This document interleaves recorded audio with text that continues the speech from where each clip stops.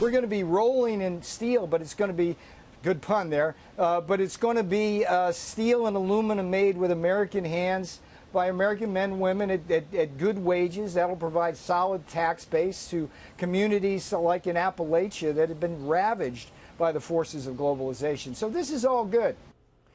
Peter Navarro, White House National Trade Council Director, defending the president's steel and aluminum tariffs to us. This was just moments ago, outlining what he calls the positive effects that the tariffs will have on our economy. Here now to react, Republican Congressman Erik Paulsen from Minnesota. He is on the Ways and Means Subcommittee on Trade. That was his explanation that you just heard when I asked, what about the idea that when we put these tariffs on, people who buy anything made with steel and aluminum are going to pay more. That was how he responded to it. What'd you think? Well, look, I think this is the wrong response. President Trump is wrong. The administration is wrong that this is not the right approach. We should be targeting tariffs on where the bad actors are. That is in China, for instance. It's not on our allies. It's not on Canada that is reciprocating with their own tariffs on our products, which is going to hurt our American workers here at home. So the irony is we're hurting the very people that the president is intending to help. And as a national security threat, we should be focusing on an allied front together when we have issues like North Korea on the front burner and other areas, Russia. This divides us. It makes it more problematic for our economy and on foreign policy, unfortunately. They counter that there are already hundreds of tariffs on our products, that every other country is doing this to us, and that they're not going to retaliate. They're already doing it.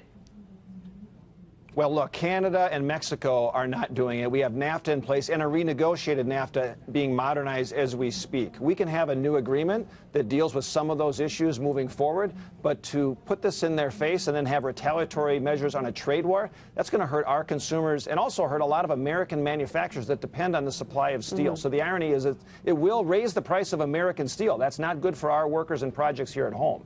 They also say that they threaten these tariffs against a whole bunch of other countries. They caved. We now have better deals in all those other places, and these were the remainders who didn't agree to their terms.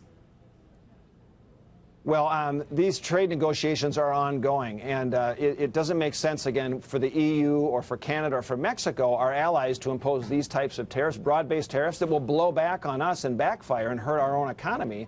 We can and should be fighting the bad actors, and China is clearly one of those actors that's been stealing intellectual property. They should be the target, and we can do that on a united front, but now we're kind of mixing the message without a strategy that's going to realize the results I think that American workers are expecting to have. What would you say to do from here? What advice would you give to the president, to just drop it at this point? Well, my advice would be this, is one, stay at the table, working with our allies together on a united front to engage China to find real solutions and put the pressure on them and hold them accountable. We should do that. But we should also make sure that working with Canada and Mexico, that we're addressing some of the outstanding issues on NAFTA. We can solve those separately, but that's a separate issue from China on steel and aluminum. That steel and aluminum is not an issue with our North American friends. Well, there are a lot of people that say they bring the steel in through those other countries. China does, but we'll see. Congressman, thank you so much. Thank you.